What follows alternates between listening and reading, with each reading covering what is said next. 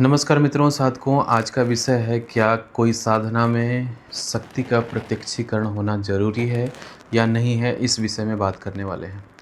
एक साधक के लिए बहुत ही इम्पोर्टेंट वीडियो है, जो कि बहुत सारे ऐसे साधक हैं जो कि भ्रमित हैं, और बहुत सारे ऐसे लोग हैं जो कि साधना के क्षेत्र में आते हैं, लेकिन कुछ ऐसे मन में डाउट रखकर या सवाल रखकर साधना में तो कदम आगे बढ़ाते हैं, लेकिन फिर पीछे हो जाते हैं।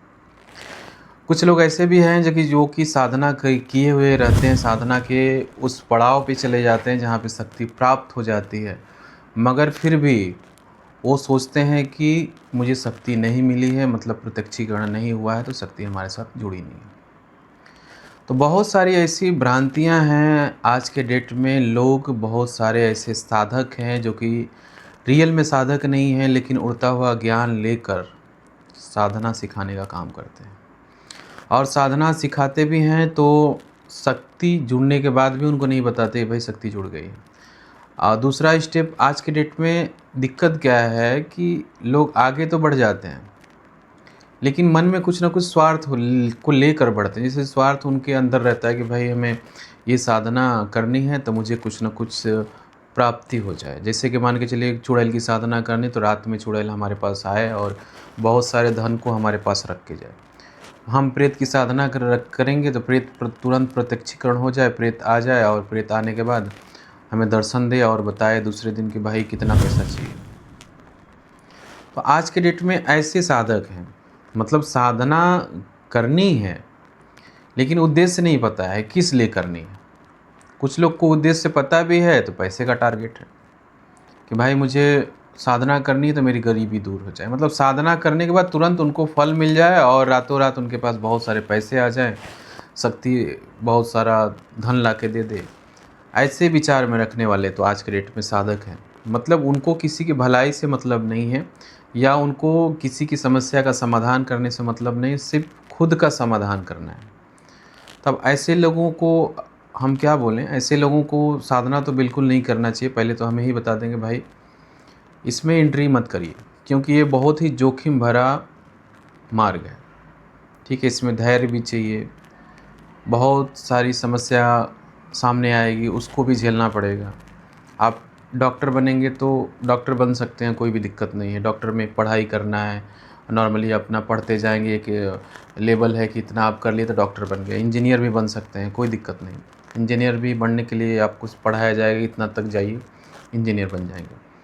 और दोनों चीज़ बनने में आपको कोई दिक्कत नहीं है। डॉक्टर बनेगा तो दूसरा डॉक्टर बनेगा, तीसरा बनेगा, ये एक लेवल है, ये चलता फिरता, कोई दिक्कत नहीं। लेकिन साधना क्षेत्र है तो ये मत सोचिए कि हम किसी भी शक्ति को बहुत आसान से ला देंगे और उससे क्रिया करा लेंगे, ये सब नहीं होता है। साधना के क्षेत्र में जाना है तो समझ लीजिए कि यह एक बहुत ही झेलने वाला मार्ग है। तंत्र साधना सीखने के लिए समझ लीजिए कि लोगों की बहुत ज़्यादा मेहनत लगती है, बहुत ज़्यादा समस्या होती है, फिर भी ज़रूरी नहीं है कि वो शक्ति आपको प्राप्त हो। तो समझ लीजिए सब कुछ आसान है, लेकिन तंत्र लाइन या साधना लाइन आसान नहीं है। इतना ही दिमाग में बैठा लीजिए। बाकी सब कुछ आप सीख सकते हैं। मोबाइल बनाना आप सीख सकते हैं 6 महीने में, बहुत सारी चीज़ों को सीख सकते हैं, लेकिन आप चाहेंगे कि साधना 2-4 महीने में सीख के बहुत कुछ कर लें, तो नहीं होगा। क्योंकि साधना ऐसा चीज़ होता है, इसका अंत ही नहीं है। आप इसको करते जाइए, शक्ति को जोड़ना है, शक्ति से काम लेना है, बहुत कुछ सीखना है, इसका कोई अंत ही नहीं है। ये बहुत बड़ा सागर है। और साधना तंत्र लाइन में रिस्क भी उतना ही है।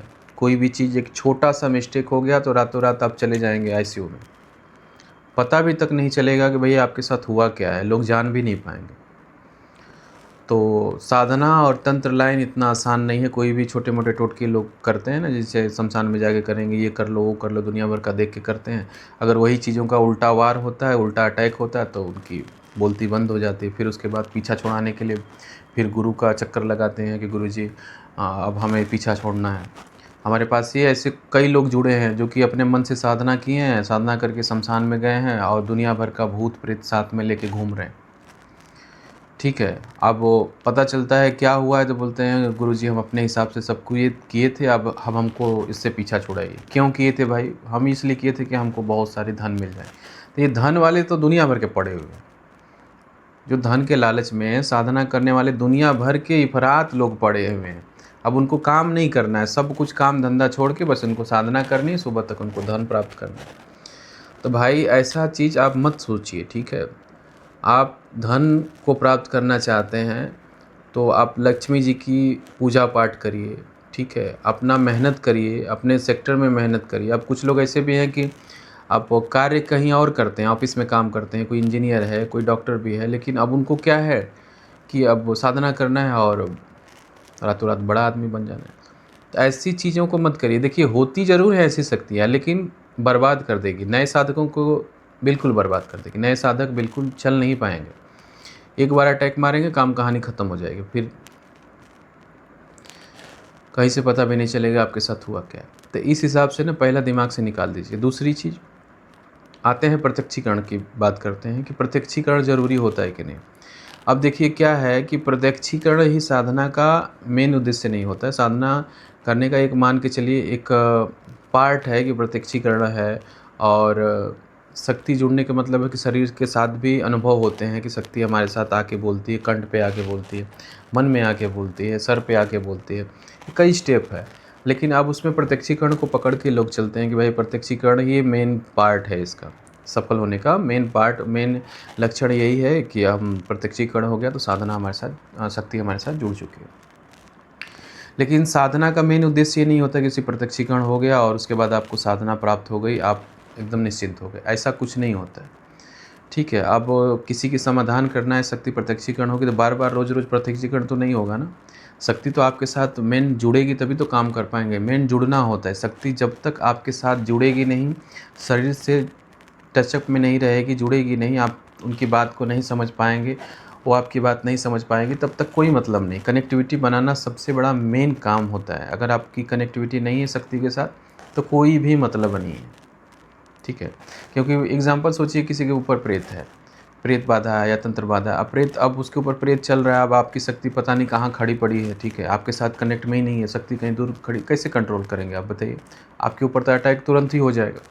पहला अटैक तो आप ही के ऊपर होगा ना, क्योंकि आप तो शक्ति को तो लिए नहीं है, अपने ऊपर धारण नहीं किए हैं, या कनेक्टिविटी आपके साथ है नहीं, तो शक्ति से वार्तालाप भी नहीं कर पाएंगे। आप दूर बैठे हुए दर्शन कीजिए, तब तक सामने वाला प्रेत आप ही को दबा देगा गला आपका, या वार कर देगा, कोई मतलब नहीं निकलेगा। तो शक्ति को आपसे जुड़ना सबसे बड़ा मायने है कि शक्ति आपसे जुड़े, आपसे कनेक्ट में रहे।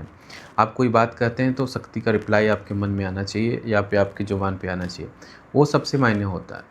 और कनेक्टिविटी नहीं है तो सिर्फ आपको प्रत्यक्षीकरण चाहिए, उसके बाद फिर शक्ति आपके साथ रहे या ना रहे, आपने वचन लिया नहीं लिया, कोई मतलब नहीं है। शक्ति के जुड़ने के बाद भी वचन का प्रक्रिया होता है। अगर वचन आप लेते हैं तभी शक्ति आपके साथ प्रॉपर तरीके से चलती है और आप एक सफल साधक माने जाते हैं। तो इस वीडियो में इतना ही। और भी जानकारी चाहिए तो आप हमसे जुड़ सकते हैं, हमें आप संपर्क करिए, व्हाट्सएप करिए। और इससे रिलेटेड बहुत सारे साधना की वीडियो हमारे चैनल पे पड़ी है, वहाँ पे भी आप जाके देखेंगे, विज़िट करेंगे। बहुत सारे इम्पोर्टेंट बात आपको बताए हुए हैं जो कि एक साधक को साधना मार्ग में बहुत ही सहयोग करेगा। जय माता दी, जय महाकाल, जय माँ विंध्यवासिनी, हर हर महादेव।